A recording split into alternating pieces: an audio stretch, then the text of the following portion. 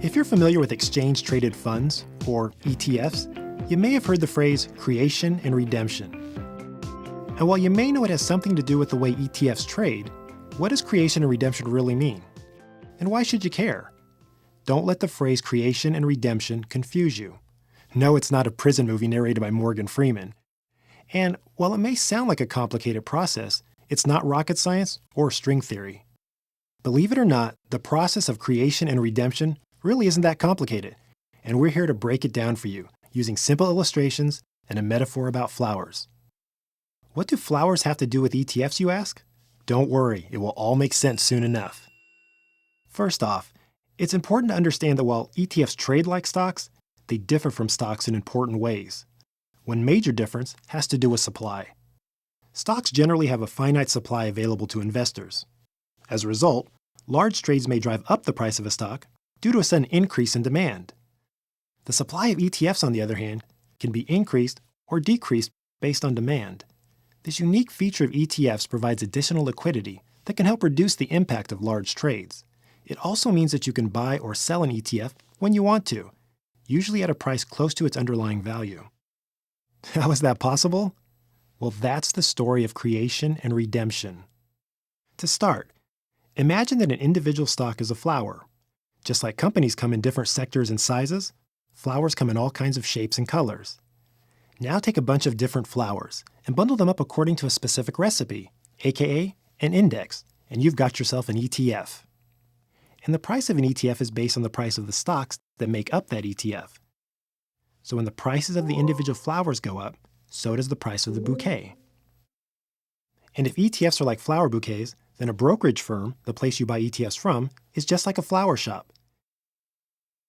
Now that you understand the connection between flowers and ETFs, let's begin our story. Chapter 1. The simple scenario. Say an investor wants to buy a bouquet. What does he do? He goes to the flower shop and browses the bouquet menu. There's the Emerging Markets Bouquet, the Clean Energy Bouquet, and the S&P 100 Sweetheart Bouquet.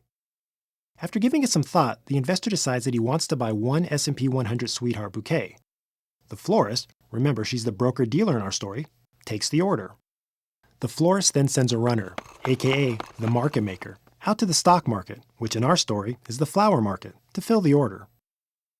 The market maker finds the S&P 100 bouquet in the market and brings it back to the flower shop.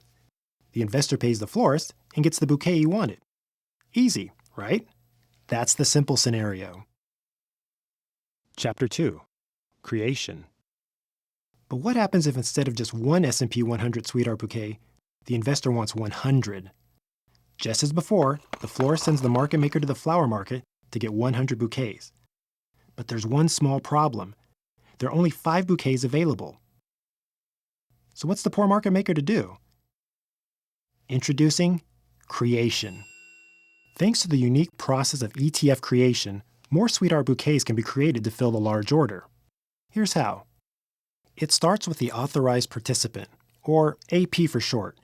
The AP is the person who watches what's going on in the flower market in order to manage the supply of flowers and bouquets. Since the market maker can't fill his order, he tells the AP that he needs extra bouquets. The AP checks the S&P 100 index to find out exactly which individual flowers make up the S&P 100 bouquet. Then, the market maker gives the AP all the flowers he needs to match the S&P 100 index. Once the AP has everything he needs, he brings those flowers to the bouquet maker workshop. That's iShares.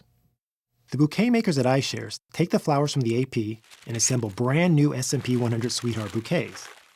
Once the bouquets are finished, that is, once they've bundled the individual stocks, the bouquet makers at iShares give the new bouquets to the AP so he can bring them to the market maker. Now the market maker is able to gather the 100 Sweetheart Bouquets that he needs. He brings them back to the florist, who in turn sells them to the investor at market price. Amazingly, despite the size of the order, the cost of the bouquet stayed approximately the same. And the great part about the whole process is that all of the work that went on behind the scenes happened without any additional effort on the part of the investor. All the investor had to do was place the order, and the creation process kicked in on its own. Chapter 3. Redemption. Let's flip things around now. What happens if the investor wants to get rid of all 100 of his bouquets? Now, I know you can't actually return flowers in the real world, but thankfully, in the ETF metaphor world, you can. So the investor goes to the flower shop and returns 100 bouquets. The florist then sends the market maker to the market to see who wants them. But there's one problem. There's already an adequate supply of bouquets in the market right now. So what's the market maker going to do this time? Introducing redemption. Here's how it works. First, the florist buys back the bouquets from the investor. Then, the market maker takes the bouquets and hands them to the AP. The AP brings the bouquets to the iShares workshop, where they are disassembled into individual stems. When the workers are finished, the AP picks up the individual flowers and brings them back to the market. And just like that, the supply of bouquets is back in line with demand. As with creation, the investor didn't have to worry about all of the work that went on in the background. Redemption happened when it needed to, based on supply and demand. All the investor had to do was return the bouquets and be off on his way. Okay, quick recap. ETFs trade like stocks, with a slight difference. Unlike stocks, the supply of ETFs is flexible. This means that you don't have to be afraid to trade an ETF just because it has low volume. Thanks to the process of creation and redemption, ETFs have an additional source of liquidity. This additional liquidity means that you can buy or sell an ETF when you want to, usually at a price close to the value of the index. And there you have it, the story of creation and redemption. No multivariable equations or complex flow diagrams, just a simple metaphor about flowers. Thanks for watching, and happy trading to you.